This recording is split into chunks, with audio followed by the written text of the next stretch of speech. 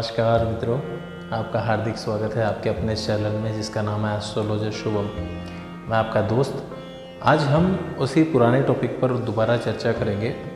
पूर्व जन्म का टॉपिक हमारा पिछला पार्ट का रहा है, जहां खुलकर बातें नहीं हो पाई है, कुछ विशेष बातें अधूरी रह गई थी, जो इस टॉपिक में मैं पूरी तरीके से कवर करूँगा। और बड़ा ही इंटरेस्टिंग टॉपिक रहने वाला है इस बार।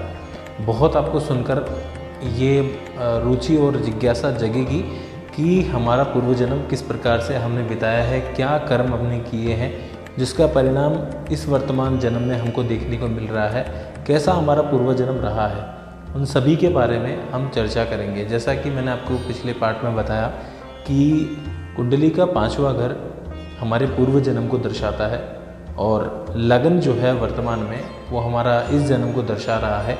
और हमारा जो भाग्येश है, परोपकार का जो घर है, 9वां घर परोपकार का है और हमारे आने वाले कल को यानी आने वाले हमारे दूसरे जन्म को भी दर्शाता है।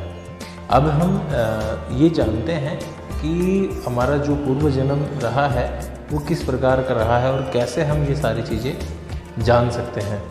वर्तमान में जो आपकी कुंडली है उसमें जिस किसी भी राशि में शनि विराजमान है, उस राशि को लगन बनाकर पूरी कुंडली एज इट इज़ रख के हम ये जान सकते हैं कि हमारा पूर्व जन्म कैसा रहा है। क्योंकि शनि जो है वो कर्म फल दाता है। जो कर्म हमने पूर्व जन्म में किए हैं उन कर्मों का फल भोगने के लिए वर्तमान जन्म हमें मिला है। तो शनि की वर्तमान राशि को लगन बनाकर भी हम देख सकते हैं कि हमारा पूर्व जन्म कैसा रहा है। और कुंडली के कुछ ऐसे योग बनते हैं जिसके कारण से हमें मालूम चलता है कि हमने पिछला जीवन ऐसे योग बनते हैं जिससे हमें मालूम चलता है कि पिछला जीवन हमने किस प्रकार से कैसे व्यतीत किया है। आइए हम उन सभी योगों के बारे में जानकारी लेते हैं और आपको उन चीज़ों के बारे में, उन विषयों के बारे में बताते हैं। देखिए, अगर आपकी कुंडली में पहले, चौथे, 7वें, 11वें भाव में शनि विराजमान हो तो इसका मतलब ये है कि पूर्व जन्म में आप किसी निर्धन परिवार से थे, किसी निम्न कोटि के परिवार से थे, जहां आपने गरीबी, असहाय रूप से जीवन जो है आपने व्यतीत किया है और कष्ट और पीड़ाओं में आपने अपना जो जीवन है वो निकाला है। किसी प्रकार का कोई शुभ काम आपके हाथों से, कोई धर्म का काम आपके हाथों से नहीं हुआ है। क्योंकि शनि जो है वो निर्धनता, गरीबी, दुख दिखाता है। शनि जो है वो व्यक्ति के पूर्व जन्म की गरीबी, निर्धनता को दर्शाता है, क्योंकि उसका संबंध जो है वो लगन से हो रहा है। अगर शनि लगन में बैठा हुआ है तो उसका संबंध लगन से है। चतुर्थ भाव में बैठा हुआ है तो 10वीं दृष्टि से संबंध लगन से बना रहा है। सप्तम में बैठकर लगन से संबंध बना रहा है और 11वें हाउस में, एकादश हाउस में बैठकर तीसरी दृष्टि से लगन पर जो है अपना संबंध बना रहा है, दृष्टि डाल रहा है, जिसके कारण व्यक्ति जो है वो पूर्व जन्म में निर्धन, गरीब, असहाय और निम्न स्तर के परिवार से संबंध रखता था। उसके हाथ से किसी प्रकार का कोई शुभ कर्म नहीं हुआ है।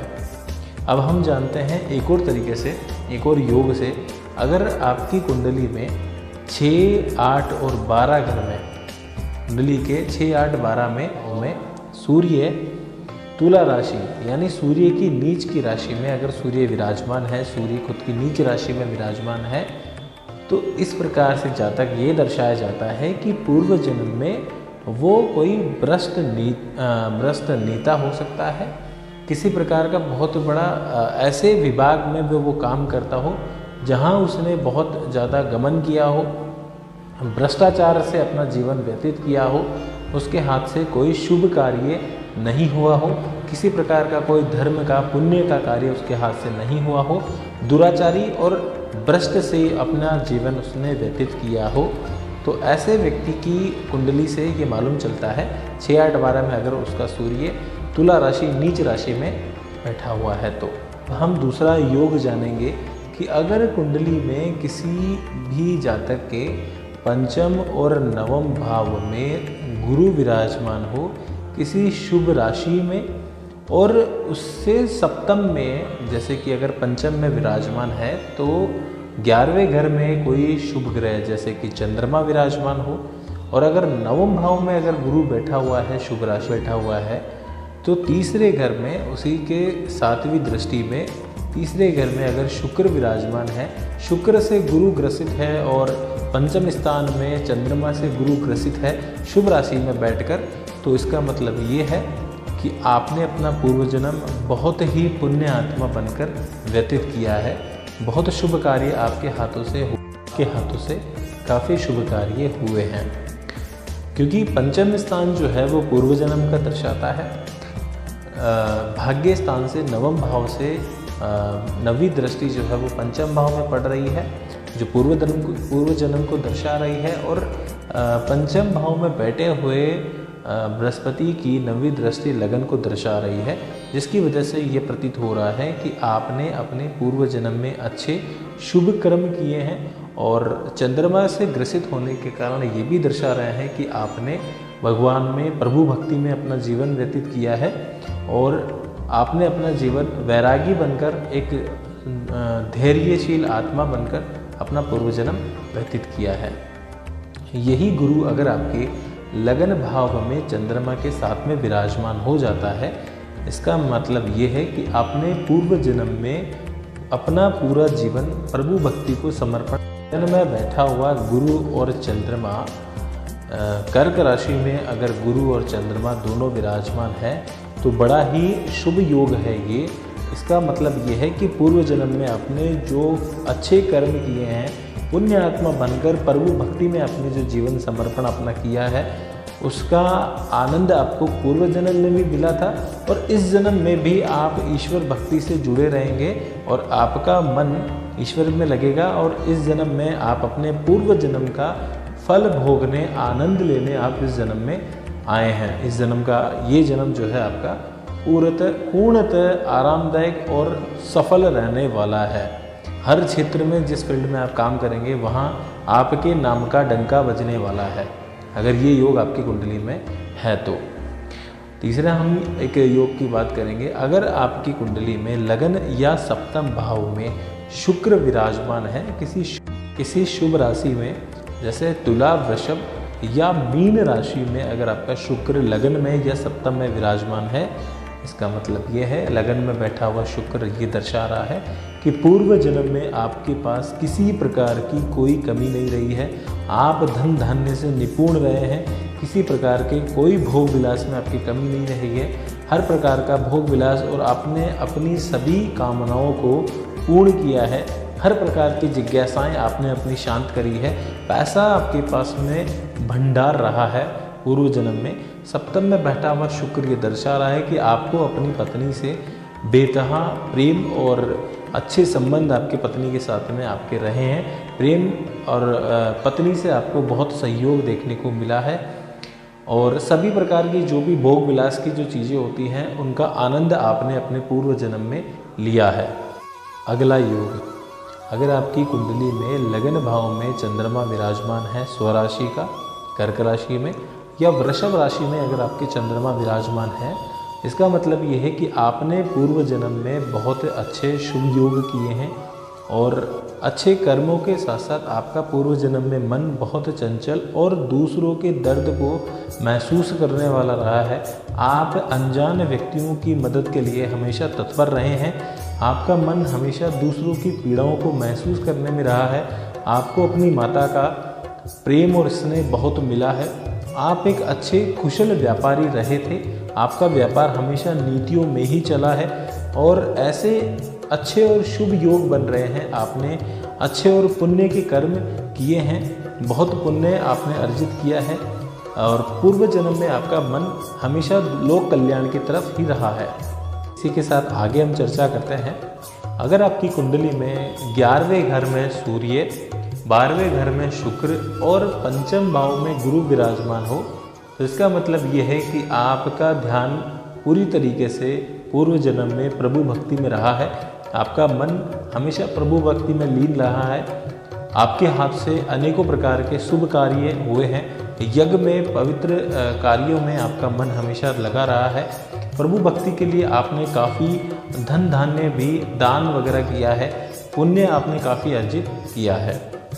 अगला योग का हम बात करते हैं। अगर आपकी कुंडली में लगन कोई सा भी हो, लगन में, पंचम में, सप्तम में और नवम में आपका गुरु अगर विराजमान हो, बृहस्पति अगर विराजमान हो, तो आप किसी अच्छे कुल में आपका जन्म हुआ है, किसी ब्राह्मण कुल में आपका पूर्व जन्म आपका हुआ है, आप वेदों के ज्ञाता रहे, आप वेदों और शास्त्रों के ज्ञाता रहे हैं, आपका ध्यान पूरी तरह प्रभु भक्ति में लीन रहा है, दूसरों की सेवा करना, परमात्मा की तरफ ध्यान रखना और दान पुण्य करने में आपका जीवन व्यतीत हुआ है। अगर पंचम, नवम और लगन में गुरु बैठने के बाद भी, सप्तम में गुरु बैठने के बाद भी अगर गुरु किसी पापी ग्रह से ग्रसित है, जैसे कि राहु के साथ में बैठकर गुरु चांडाल दोष जैसा कुछ बना रहा है, या गुरु जो है अगर नीच का बैठ गया है, मकर राशि में बैठ गया है, तो इसका मतलब ये है कि आपने अपना जीवन अच्छे कुल में व्यतीत तो किया, मगर अंत समय में आते आते आपने कुछ ऐसे कुकर्म आपने ऐसे कर दिए कि आपका ऐसा दोष लग गया कि आपको उन कर्मों का फल भोगने इस जन्म में, आपको इस प्रकार का दोष लेकर आप उत्पन्न हुए कि आपको उन कर्मों का फल, प्रतिफल जो है आपको इस जन्म में भोगने को मिलेगा।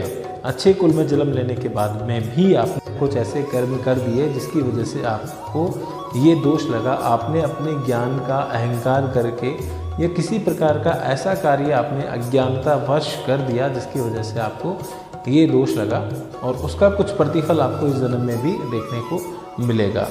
अगर आपकी कुंडली में 6, 7 और 10वें घर में अगर मंगल विराजमान है, तो आपका जो पूर्व जन्म रहा है वो बहुत ज़्यादा क्रोध में आपने जीवन व्यतीत किया है। आपका जो क्रोध है वो क्षण भर में बाहर निकल आता था, जिसकी वजह से आपने कहीं द्वेष में, कहीं ईर्ष्या में, कहीं ऐसे पाप कर दिए जिसका प्रतिफल आपको इस जन्म में देखने को मिलेगा। और पूर्व जन्म आपका बहुत ही कष्ट में और असंतोष में आपने जिया है।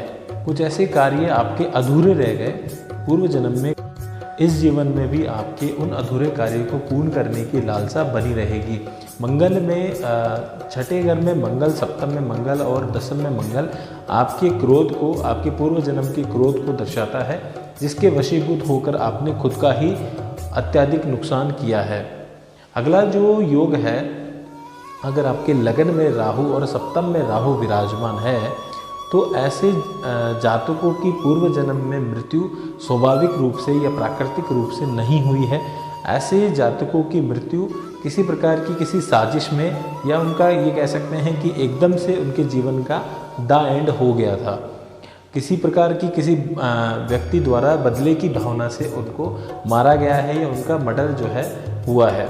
ऐसे राहु जो है सप्तम और लगन में बैठकर अचानक रूप से अपना प्रतिफल, अपना फल जो है वो जातक को प्रदान करता है। इस प्रकार से हमने जाना कि कुंडली के अनुसार हम अपने पूर्व जन्म की गणना किस प्रकार कर सकते हैं।